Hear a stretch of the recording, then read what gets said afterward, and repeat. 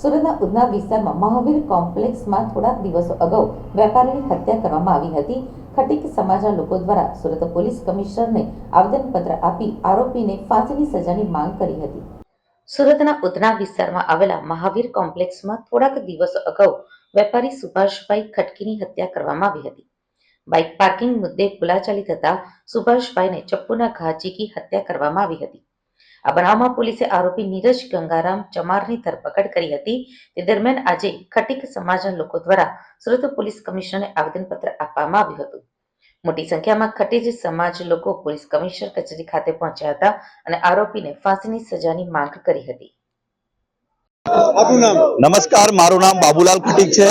અમે સીપી કચેરીએ શું રજૂઆત માટે અમારી સીપી સાહેબને 3 દિવસ પહેલા અમે એમની મુલાકાત માટે ટાઈમ લીધું હતું. સીપી સાહેબે આજે અમારા ખટીક સમાજ જે 5000 લોકો સુરતમાં વસે છે, ખટીક સમાજ અમે વ્યાપારી કોમ છે અને અમારા પરિવારને મૂકીને અમે અહીંયા વ્યાપાર કરવા માટે સુરતમાં આવ્યા છે. અમે શાંતિથી વ્યાપાર કરનારો માણસ છો. અમારા સીપી સાહેબને રજૂઆત આજે જ્ઞાપન સાથે અમારા સમાજના 500 માણસથી 1000 માણસ અહીંયા ભેગા થઈને અમે આજે જ્ઞાપન અપાયા છે કે અમારા જે યુવા એક હોનાર અમારો સમાજનો દીકરો જેનું નામ સુભાષ ખટીક છે, એનો મર્ડર થયો છે. ચાલતા મર્ડર થયું છે સાહેબ. અમારી દુકાન એ અમારો માણસ દુકાન પર દુકાન ખોલવા માટે ધંધા અર્થે ગયો હતો અને એનો ચાલુ રસ્તે એનો મર્ડર થાય એ અમને દુઃખની વાત છે. અને અમારી પ્રોપર્ટી અમારી દુકાનની સામે જે વ્યક્તિ જે એક અસામાજિક તત્વ અથવા તો એ અપરાધીન આદિતન અપરાધી છે, એ ચાકુ ખિસ્સામાંથી કાઢીને એ માણસને ચાકુના 10 થી 15 ઘા કરી જાય અને એને એવો અમારા માણસને તરત જ મર્ડર થઈ જાય છે. એ અમને દુઃખ લાગ્યું છે.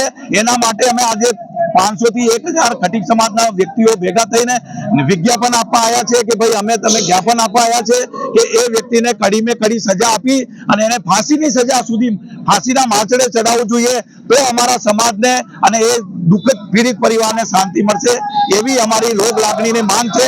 હું પ્રેસ મીડિયાવાળા ભાઈઓને નિવેદન કરું છું કે તમે જેટલો વધારેમાં વધારે એનો અમને ન્યાય અપાવવા માટે અમને સાથ સત્વરો આપજો. ખટીક સમાજ તમારો જિંદગીભર સુધી આભારી રહેશે. Thank you. વ્યવસ્થા બાબતમાં શું કહેવું છે? કાયદાની વ્યવસ્થા બાબતમાં હું એટલો જ કહીશ કે અમારા ગૃહમંત્રી માનનીય હર્ષભાઈ સંઘવી અમારા સુરતના છે. ભારતીય જનતા પાર્ટીની સરકાર છે, અમને શંકા નથી. અમારા ગૃહમંત્રી અમારા સરકારની કામગીરી સારી છે, પરંતુ આ ગૃહમંત્રીને બદનામ કરવા માટે એવા જે તત્વો લુકા તત્વો ફરે છે, એ તત્વોને પકડીને ખરેખર કડીમે કડી સજા આપવી જોઈએ. તેથી અમારી સરકાર અને આ જે ભારતીય જનતા પાર્ટી અને જે ગૃહમંત્રી હર્ષભાઈ સંઘવી છે તેને જે દાગ લાગે એ દાગ ના લાગે એના માટે અમે વિનંતી કરીએ, ગૃહમંત્રી સુધી અમારી રજૂઆત કરીએ છીએ કે એ આરોપીને સજા મળે, ફાંસીની સજા મળવી જોઈએ.